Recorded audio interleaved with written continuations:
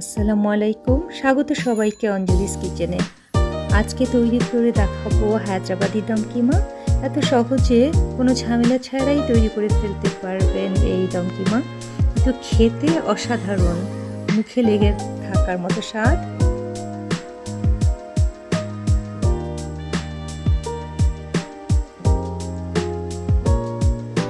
তাহলে চলে যাব মূল রান্নায়।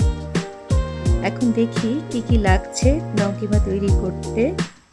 আমি এখানে নিয়ে নিয়েছি 500 গ্রাম কিমা, মশলা নিয়েছি 2 টেবিল চামচ শাহি জিরা, কয়েকটা এলাচি, 1 টেবিল চামচ গোলমরিচ, 3-4টে দারচিনি আর কিছু লবঙ্গ, 1 কাপ পেঁয়াজ কুচি করে বেরেস্তা করে নিয়েছি। এখানে নিয়েছি 6-7টা কাজু বাদাম, 7-8টা কাঠবাদাম আর 1 টেবিল চামচ পরিমাণ চীনা বাদাম।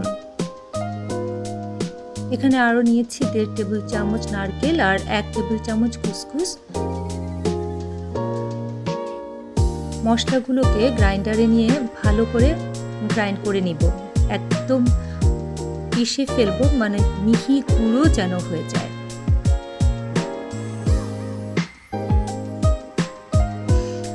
একটু বাদামগুলোকে ভেজে নিব। ভেজে নিতে হলে প্রথমে কাজু বাদাম আর কাঠবাদামটা ভেজে নিচ্ছি একটা ফ্রাই প্যানে।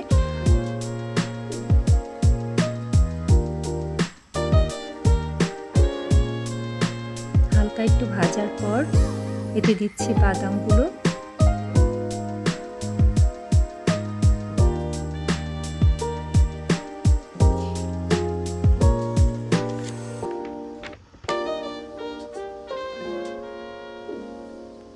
একটু ভাজার পর দিচ্ছি কুসকুস, কারণ আগে দিলে কুসকুসগুলো পুড়ে যেতে পারে।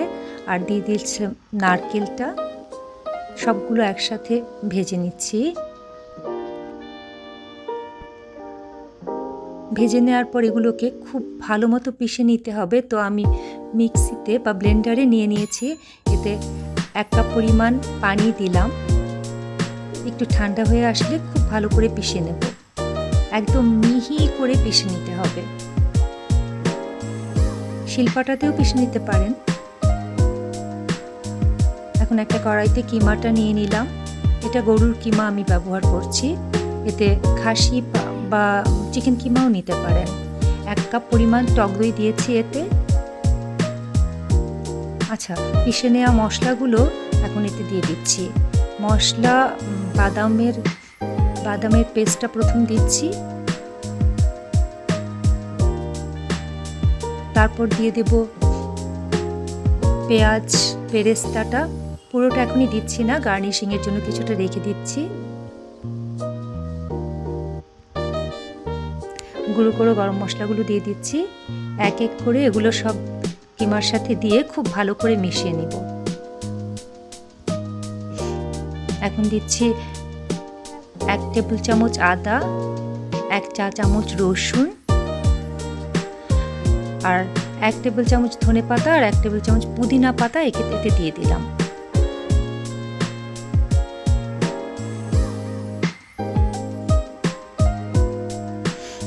এক টেবিল চামচ লাল মরিচের গুঁড়ো দিলাম।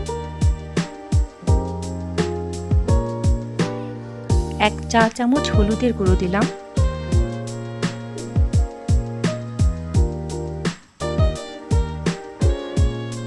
দিচ্ছি 1 টেবিল চামচ ধনের গুঁড়া আর 1 টেবিল চামচ জিরার গুঁড়া।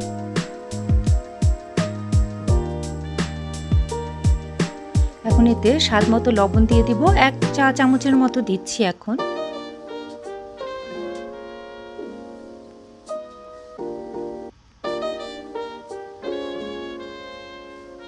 আধা কাপ সয়াবিন তেল দিয়ে দিলাম এতে। কিমার সাথে সবগুলো মশলা, সবগুলো ইনগ্রিডিয়েন্টস খুব ভালো করে মিশিয়ে মাখিয়ে নিব। খুব ভালো করে মাখিয়ে নিচ্ছি। মাখিয়ে ঢেকে কিছুক্ষণ রেখে দিয়েছি, ঘন্টা 2। এবার চুলায় এতে বসিয়ে দিয়েছি মাখানো কিমাটাকে। মাঝারি আঁচে কিছুক্ষণ জাল দিব। 2টো কাঁচামরিচ দিয়েছি এতে। কিমাটাকে মাঝারি আঁচে রেখে একটু ভালো করে নেড়ে চেড়ে গরমের মধ্যে দিচ্ছি। কিছুক্ষণ জাল দিয়ে ঢেকে দিলাম। কিছুক্ষণ ঢেকে রাখার পর কিমা থেকে এমনিতেই অনেক পানি উঠে গেছে, আর আলাদা করে আমি আর কোনো পানি ব্যবহার করছি না। ভালো করে নেড়ে দিচ্ছি। জালটা এখনো মাঝারি আঁচে আছে। এখন আমি একটু বাড়িয়েছি জালটা বাড়িয়ে আর একটু জাল দিয়ে নিচ্ছি, একটু কষানোর মতো। তারপর ভালো করে নেড়ে সবকিছু মিশিয়ে আবার ঢেকে দেব। খুব মিডিয়াম আছে, মানে খুব কম আছে আমি আধা ঘন্টার মধ্যে এটাকে বসিয়ে রেখেছিলাম। যে পানি ছিল তাতে এটা সিদ্ধ হয়েছে, মানে দমে বসিয়ে দিয়েছিলাম। 2টো কাঁচামরিচ দিয়ে দিচ্ছি এখন, আর খানিকটা ধনে পাতা উপরে দিয়ে আরও মিনিট খানেক আমি এটাকে জালে মানে দমে বসিয়ে রাখবো। এজন্যই এর নাম দম কিমা। ঢেকে বসিয়ে রেখেছি। এখন একটু চারকোল ফ্লেভারের জন্য একটা কাঠকয়লা আগুনে খুব গরম করে দিয়ে তাতে ঘি দিয়ে দিলাম 2 চামচ। তারপর সাথে সাথে এটাকে ঢেকে দিব।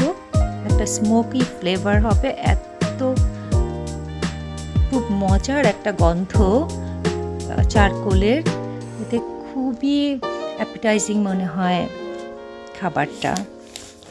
এটা আপনারা ভাত, রুটি, পরোটা, পোলাও, নান সব কিছুর সাথেই সার্ভ করতে পারেন। ভিডিওটি যদি ভালো লেগে থাকে তাহলে লাইক এবং শেয়ার দিতে ভুলবেন না। আর এরকম স্বাদে ভরা রেসিপি আরও পেতে চাইলে আমার চ্যানেলটি সাবস্ক্রাইব করবেন। বিদায় নিচ্ছি এবার। খোদা হাফেজ।